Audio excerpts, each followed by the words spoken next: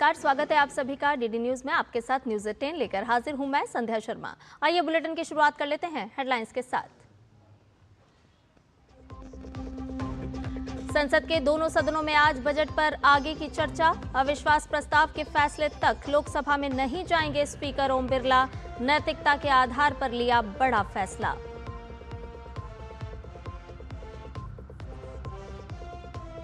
सवालों के घेरे में पश्चिम बंगाल की CM Mamata Banerjee. Supreme court के आदेश की अवहेलना का गंभीर आरोप। ग्रुप बी अधिकारियों की सूची में ग्रुप सी के अधिकारी भी किए शामिल।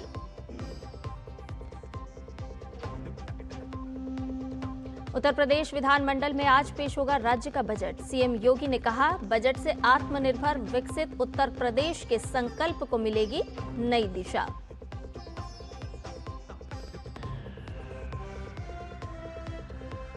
अमेरिकी राष्ट्रपति डोनाल्ड ट्रंप के इजरायली प्रधानमंत्री नेतन्याहू से मुलाकात आज। तेहरान के बैलिस्टिक मिसाइलों के मुद्दे पर बातचीत की उम्मीद।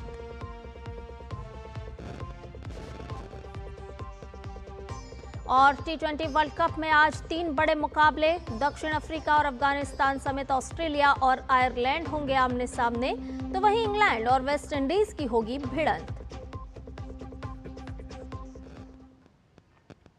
और आइए सभी खबरों को विस्तार के साथ जानते हैं। संसद के दोनों सदनों में आज केंद्रीय बजट पर चर्चा जारी रहेगी। लोकसभा में कई दिनों के गतिरोध के बाद कल बजट पर चर्चा की शुरुआत हुई। सत्ता पक्ष ने बजट को ऐतिहासिक बताते हुए कहा कि ये 2047 तक विकसित भारत बनाने की यात्रा में निर्णायक मील का पत्थर साबित होगा। वहीं विपक्ष की ओर से लाए गए अविश्वास प्रस्ताव के बाद लोकसभा स्पीकर ओम बिरला ने बड़ा फैसला किया है। विपक्ष की ओर से लाए गए अविश्वास प्रस्ताव पर निर्णय होने तक वो सदन की कार्यवाही से दूर रहेंगे।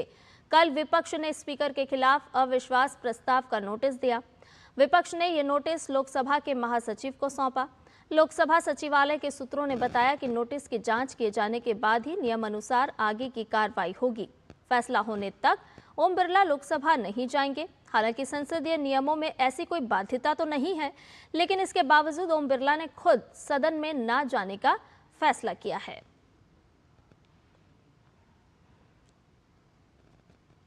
और वहीं संसद में आज के कामकाज की बात की जाए तो बजट पर चर्चा के अलावा दोनों सदनों में अहम विधायी कार्य सूचीबद्ध हैं। साथ ही प्रश्नकाल के दौरान विभिन्न मंत्रालयों से कई अहम प्रश्न पूछे जाना भी शामिल है। वहीं शून्यकाल में सांसद लोकहित से जुड़े कई अहम मुद्दे उठाएंगे।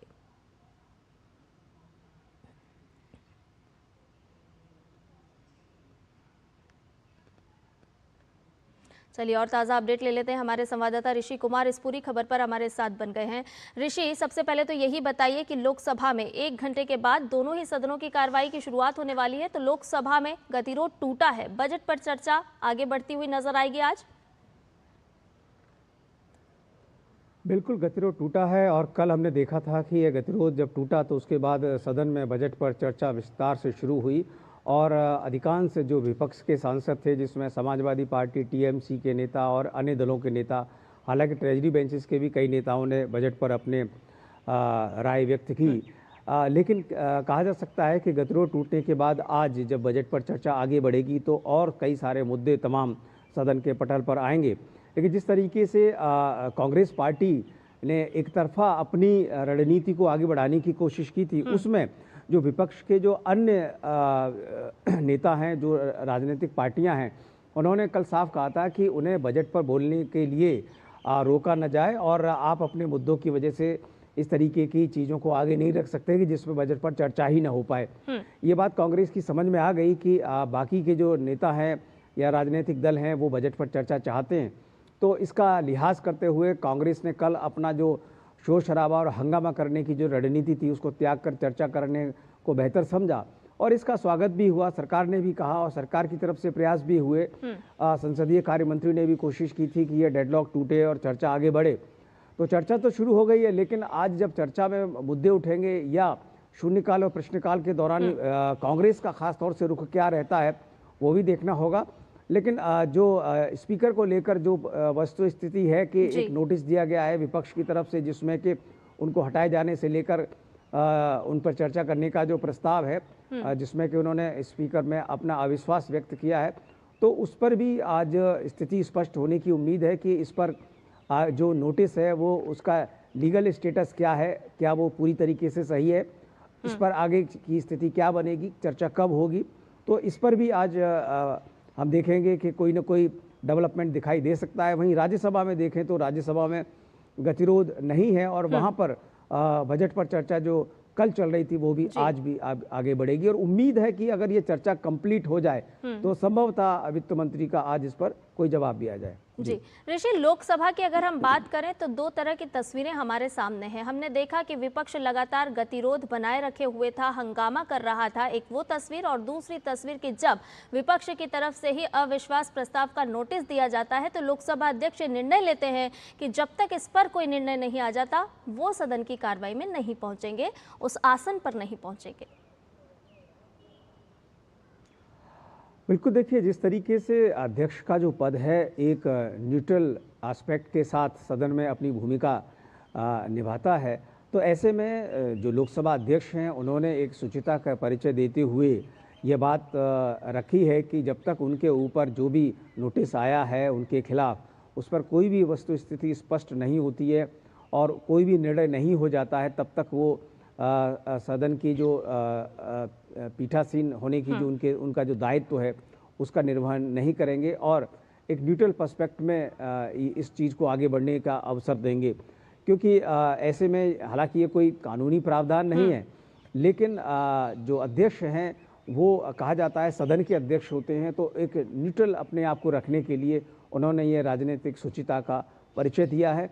और देखना होगा कि इस पूरे प्रकरण में विपक्ष की आगे क्या भूमिका होती है, क्योंकि हमने देखा है कांग्रेस के जो अन्य कांग्रेस से इतर जो कांग्रेस के साथ जो पार्टियां हैं वो इस पर बहुत ज़्यादा एग्रेसिव नहीं है और वो चाहते हैं कि सदन में चर्चा हो और बात को सामान्य रूप से ही अब आगे बढ़ने दिया जाए। जी साथ में तो शायद तृणमूल कांग्रेस भी नहीं है। ये जो नोटिस दिया गया है इसमें तृणमूल कांग्रेस की तरफ से भी, टीएमसी की तरफ से भी हस्ताक्षर नहीं किए गए ऋषि, इस तरह की बात भी सामने आ रही है।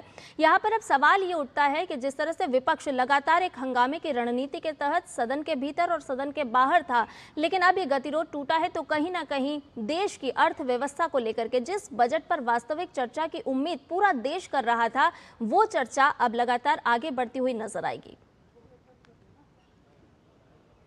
बिल्कुल, चर्चा आगे बढ़ेगी और जिस तरीके से हम जानते हैं कि बजट का जो पूरा का पूरा मकसद होता है कि विस्तार से चीज़ों को रखा जाए और अलग अलग मंत्रालयों से संबंधित, अलग अलग विभागों से संबंधित और अलग अलग योजनाओं से संबंधित जो बजटीय प्रावधान है उसमें जो आमदनी और खर्चों का जो पूरा विवरण होता है उस पर विस्तार से चर्चा हो, क्योंकि बजट का सत्र इतना लंबा सत्र होता है और इसी वजह से होता है क्योंकि इस पर चर्चा की ज़्यादा ज़रूरत होती है। और ये एक ऐसा वित्त विधेयक के रूप में सरकार का मसौदा होता है जो पूरे एक वर्ष का खाका पेश करता है और अर्थव्यवस्था को आगे ले जाने में जो उसकी भूमिका है बजट की उसको रेखांकित करता है। तो बजट हमारे संविधान में एक बहुत महत्वपूर्ण दस्तावेज होता है जिसके माध्यम से जो भारत के जो लोग हैं उनका जो जीवन है, उनकी जो अर्थव्यवस्था है और उनकी जो जीवन शैली है उसको कैसे आगे बढ़ाया जाए और देश को विकसित राष्ट्र का जो संकल्पना आज की सरकार ने ले रखा है उसको भी बजट के माध्यम से ही हम पूरा कर सकते हैं। तो बजट बहुत महत्वपूर्ण दस्तावेज है और इस पर चर्चा विस्तार से हो, यही सब अब आज की डेट में तो सभी सदस्य यही चाहते हैं कि उनको बोलने का अवसर मिले और चर्चा हो। और ख़ासतौर से जो नए सांसद हैं या छोटी पार्टियों के जो सांसद हैं वो ये चाहते हैं कि उनके पास जो अवसर है बोलने का, अपने राज्य से संबंधित जो प्रावधान है उन पर अपने विचार रखने का, ये विचार रखने का उन्हें अवसर मिलना चाहिए और ये चर्चा आगे बढ़नी चाहिए। तो संभवतः आज ये चर्चाएं दोनों ही सदनों में चलेंगी और सदस्यों को मौका मिलेगा अपने विचार रखने का। बिल्कुल, एक सकारात्मक उम्मीद भी यहाँ पर बनती हुई और बढ़ती हुई नजर आ रही है। ऋषि, जिस अविश्वास प्रस्ताव नोटिस की हम बात कर रहे थे, यहाँ की प्रक्रिया को समझना चाहेंगे। क्या यहाँ पर जो सदन के सांसद होते हैं उनके नंबर्स कितने मायने रखते हैं, यानी कि सदस्य संख्या कितनी मायने रखती है? देखिए, जो अध्यक्ष होते हैं किसी भी सदन में, चाहे वो विधानसभा हो या लोकसभा हो, पीपल्स रिप्रेजेंटेशन के तहत जो लोक अधिनियम के तहत जो हमारे सदस्य चुनकर आते हैं उनके पास ये अवसर होता है कि अपने सदन को चलाने के लिए अपने एक लीडर का चुनाव करें और उसमें बहुमत के आधार पर लीडर का चुनाव होता है। और हम जानते हैं कि चूंकि बहुमत के आधार पर संसदीय व्यवस्थाएं चलती हैं, बहुमत के आधार पर सरकारें बनती हैं, तो बहुमत के आधार पर स्पीकर भी बनते हैं। तो इसमें जो सदस्य, अधिकांश सदस्य यानी कि आधे से एक सदस्य भी अगर अधिक होता है तो उस पक्ष का जो नेता होता है वो अध्यक्ष चुन लिया जाता है। तो ऐसे में ये एक पूरे के पूरे एक संख्या बल का मसला होता है और संख्या बल के आधार पर अध्यक्ष का चुनाव होता है। हम जानते हैं कि संख्या बल के आधार पर अध्यक्ष के, लोकसभा अध्यक्ष के साथ जो गुट है उसके पास जो ज़रूरत के जो बहुमत है उससे ज़्यादा है, काफ़ी ज़्यादा है। तो उनके चुनाव को लेकर भी कोई दिक्कत नहीं आई थी और आज उनकी जो परिस्थिति है उस पर भी कोई चैलेंज नहीं है। लेकिन ये परसेप्शन की लड़ाई कांग्रेस लड़ने की कोशिश कर रही है, इस्टेब्लिश करने की कोशिश कर रही है। संभवतः जब इस पर चर्चा होगी तब ये सदन देखेगा कि ये परसेप्शन की लड़ाई में वो कांग्रेस की स्थिति क्या रहती है, क्योंकि यहाँ पर बीजेपी के जो तमाम नेता हैं, सांसद हैं, वो अब सीधे तौर पर नेता प्रतिपक्ष राहुल गांधी पर आरोप लगा रहे हैं कि उन्होंने सदन को गुमराह करने की कोशिश की है और एक जिस किताब के कथित जो वक्तव्य हैं उनको रखा है। और जबकि पब्लिशर कह रहा है कि इसमें लीगल स्टेटस ये है कि उन्होंने किताब को पब्लिश किया ही नहीं है और अगर कोई इस पुस्तक को लेके जाता है तो वो कॉपीराइट एक्ट का उल्लंघन है और इस मामले में एफआईआर भी दर्ज हो गई है। तो पूरी की पूरी कवायद अब ये है कि विपक्ष के ऊपर, नेता प्रतिपक्ष के ऊपर सत्ताधारी दल के जो सांसद हैं, नेता हैं, अब हावी होते हुए दिख रहे हैं और उनसे पूछ रहे हैं कि आपने किस आधार पर सदन को गुमराह करने की कोशिश की। बिल्कुल, बहुत शुक्रिया ऋषि तमाम जानकारी हमसे साझा करने के लिए। और इसके अलावा एनडीए सरकार की परिवर्तनकारी नीतियों की अगर हम बात करें तो इसी वजह से देश ने वर्ष 2024-25 में राष्ट्रीय जलमार्गों पर रिकॉर्ड 14 करोड़ 60 टन माल ढुलाई हासिल की है। इस बात की जानकारी केंद्रीय पत्तन पोत परिवहन और जलमार्ग मंत्री सर्बानंद सोनोवाल ने दी है। उन्होंने बताया कि ये ढुलाई वर्ष 2013 से 14 में 1 करोड़ 81 लाख टन थी। कल राज्यसभा में प्रश्नकाल के दौरान सोनोवाल ने बताया कि ये पिछले 10 वर्षों में अंतर्देशीय जलमार्गों में कुल निवेश 1700 करोड़ रुपए से अधिक का हो गया है। ये यूपीए सरकार के दौरान केवल 183 करोड़ रुपए था। उन्होंने आगे ये भी बताया कि वर्तमान में 111 जलमार्ग चल रहे हैं जो देश में लॉजिस्टिक लागत को कम करने में सहायक भूमिका निभा रहे हैं। एनडीए की सरकार में भारत में क्रूज पर्यटन में लगभग 480% की वृद्धि देखी जा रही है। वहीं साल 2025 में यात्रियों की संख्या लगभग 5 लाख तक पहुंच गई है, जो 2014 में 84,705 थी। इसके साथ ही देश में लाइट हाउस पर्यटन में भी उल्लेखनीय वृद्धि दर्ज हुई है। जो पहले केवल 4,30,000 तक सीमित था, वो अब बढ़कर 19 लाख हो गया है। तो अंतर्देशीय जलमार्गों में कुल निवेश 1700 करोड़ रुपए से ज्यादा का हुआ है, जो साफ तौर पर दर्शा रहा है कि सरकार किस तरह से केंद्र में विकास को रख रही है और लगातार उन्नति के मार्ग खोल रही है। न्यूज़ 10 में आगे बढ़ेंगे, लेकिन फिलहाल एक छोटे से ब्रेक के लिए रुक रहे हैं, जल्द हाजिर होंगे।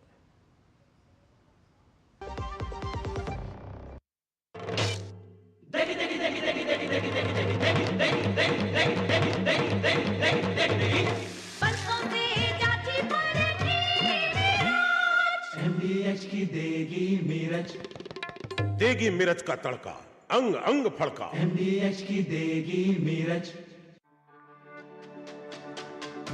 मेरी पसंद, मेरी पसंद, मेरी पसंद, मेरी पसंद, हमारी पसंद, हम सबकी पसंद। मजबूत देश का मजबूत सरिया हो गया स्टील।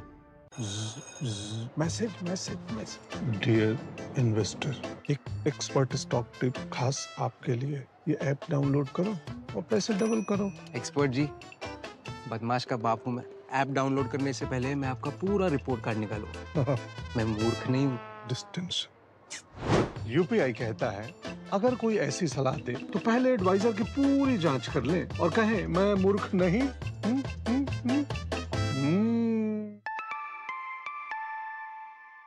जाइए आप भी किसी का टेस्ट लीजिए। विभाग अनेक, कंप्लेंट बॉक्स 1, किसी भी सरकारी दफ्तर, विभाग या बैंक से जुड़ी शिकायत के लिए pgportal.gov.in पर जाएं, रजिस्टर करें, संबंधित विभाग चुनें, शिकायत दर्ज करें और ट्रैकिंग आईडी नोट करें। एसएमएस या ईमेल पर एक्नॉलेजमेंट पाएं और शिकायत का जवाब सीधे मंत्रालय से प्राप्त करें। अब तक 1,12,00,000 से अधिक भारतीयों ने भरोसा जताया। सीपी ग्राम्स, आपकी हर शिकायत का हल। अभी शिकायत दर्ज करें pgportal.gov.in।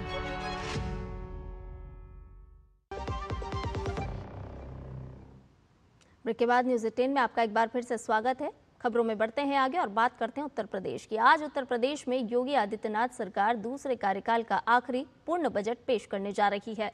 मुख्यमंत्री योगी आदित्यनाथ की यूपी सरकार लगातार 10वीं बार उत्तर प्रदेश विधानमंडल में प्रदेश के विकास का बजट पेश कर रही है।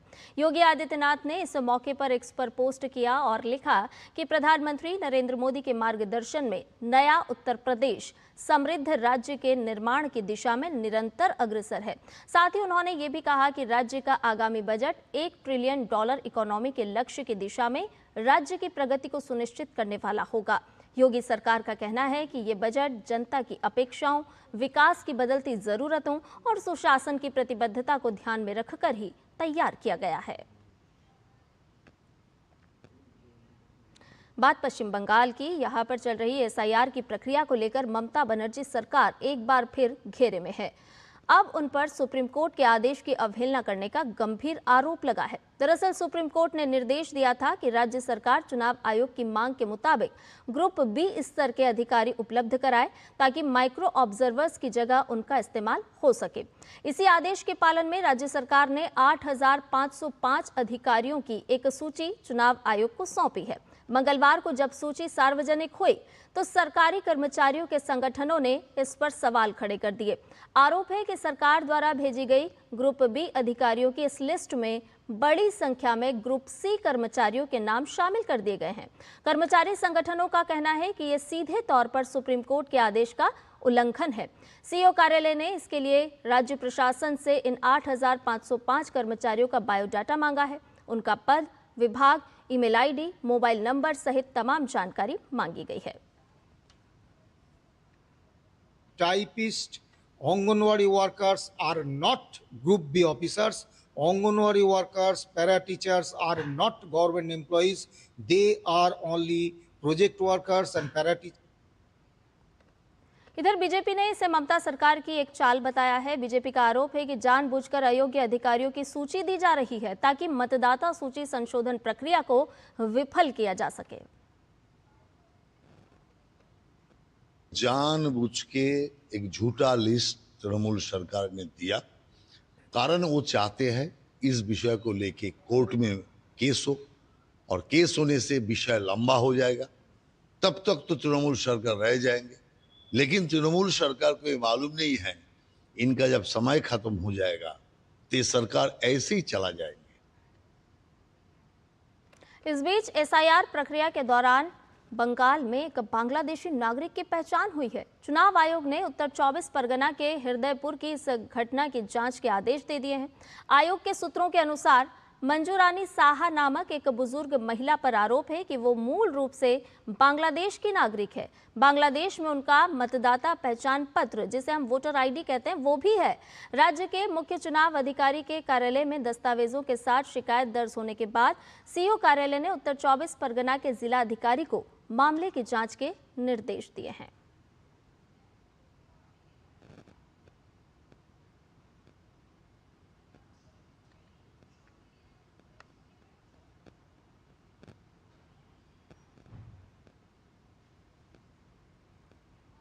तो मुख्य चुनाव अधिकारी के कार्यालय में शिकायत दर्ज हुई है। बंगाल में एसआईआर की प्रक्रिया लगातार जारी है और इस बीच एक बांग्लादेशी नागरिक की पहचान हुई है। हालांकि इस पूरे मामले को लेकर के अब जांच के आदेश भी दे दिए गए हैं। रुक करते हैं अगली खबर का। तेलंगाना में स्थानीय नगरीय निकायों के लिए मतदान में भारी उत्साह देखने को मिल रहा है। बूथों पर महिला और पुरुष मतदाताओं की कतारें लगी हुई है। चुनाव के लिए 16,382 मतपेटियों का इस्तेमाल किया जा रहा है। शाम 5 बजे तक चलने वाले मतदान में 52.17 लाख मतदाता 116 नगर पालिकाओं के 2,569 वार्ड और 7 नगर निगमों के 412 वार्ड के लिए अपना प्रतिनिधि चुनेंगे।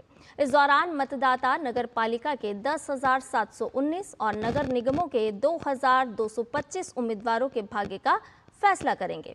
तेलंगाना राज्य निर्वाचन आयोग ने मतदान संपन्न कराने के लिए 45,000 से अधिक मतदान कर्मी और 25,000 से ज्यादा पुलिसकर्मी तैनात किए हैं। दिक्कत की आशंका वाली जगहों पर एक्स्ट्रा फोर्स तैनात भी किया गया है। ट्रांसपेरेंसी के लिए हर पोलिंग स्टेशन पर वेबकास्टिंग की व्यवस्था की गई है। चुनाव के बाद मतपेटियों को 137 स्ट्रांग रूम में रखा जाएगा। मतगणना 13 फरवरी को होगी, जबकि नए चुने गए वार्ड सदस्यों का शपथ ग्रहण और मेयर और चेयरपर्सन का चुनाव 16 फरवरी को होगा। चुनाव में कांग्रेस, भाजपा और बीआरएस के बीच त्रिकोणीय मुकाबला माना जा रहा है।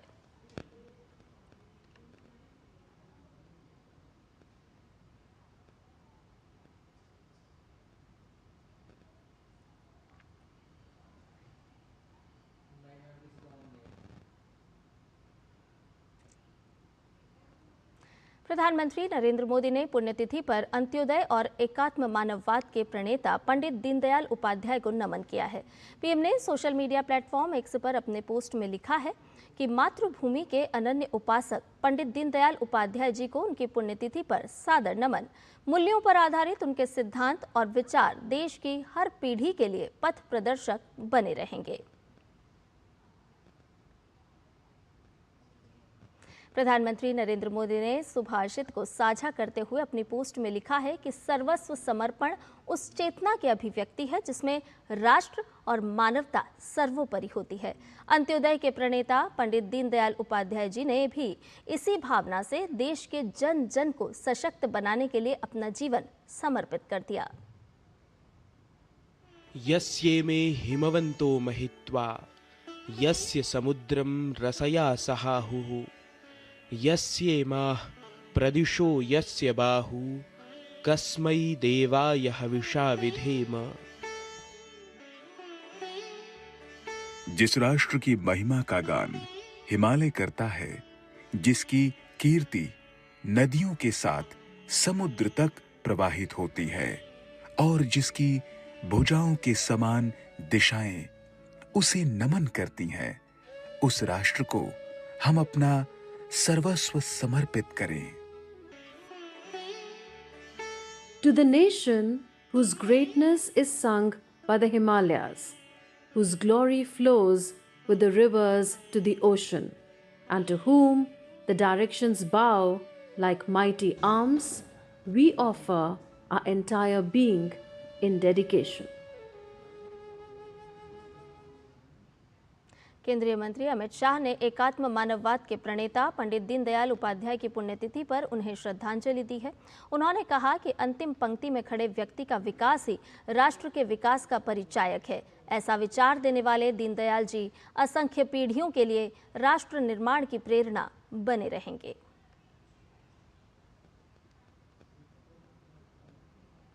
रुक करते अंतर्राष्ट्रीय खबरों का। इजराइल के प्रधानमंत्री बेंजामिन नेतन्याहू आज वॉशिंगटन में अमेरिकी राष्ट्रपति डोनाल्ड ट्रंप से मुलाकात करेंगे।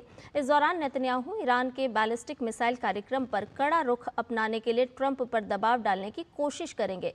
व्हाइट हाउस की प्रेस सचिव ने बताया कि चर्चा ऊर्जा और विनियमन के मुद्दों पर भी होगी। ये मुलाकात ट्रंप के सत्ता में लौटने के 1 साल बाद उनकी छठी बैठक है। अक्टूबर में यरूशलेम में भी दोनों की मुलाकात हुई थी, जब ट्रंप ने गाजा में युद्ध विराम की घोषणा की थी। खेल की खबरों में भारत और नामीबिया के बीच आईसीसी टी20 वर्ल्ड कप 2026 में कल खेले जाने वाले मैच से पहले टीम इंडिया को करारा झटका लगा है। युवा भारतीय ओपनर बल्लेबाज अभिषेक शर्मा को अस्पताल में भर्ती कराया गया है। अब दिल्ली के अरुण जेटली स्टेडियम में नामीबिया के खिलाफ भारत दूसरे वर्ल्ड कप मैच में उनके खेलने पर संदेह जता रहा है। हालांकि भारतीय टीम के सहायक कोच रेयान टेन डोएशे ने अभ्यास सत्र के दौरान अभिषेक को अभी पेट से जुड़ी कुछ परेशानी बताई है, लेकिन उम्मीद है कि कुछ दिनों में वो मैच के लिए उपलब्ध हो जाएंगे। न्यूज़ 18 में फिलहाल के लिए इतना ही। मुझे दीजिए इजाजत। नमस्कार।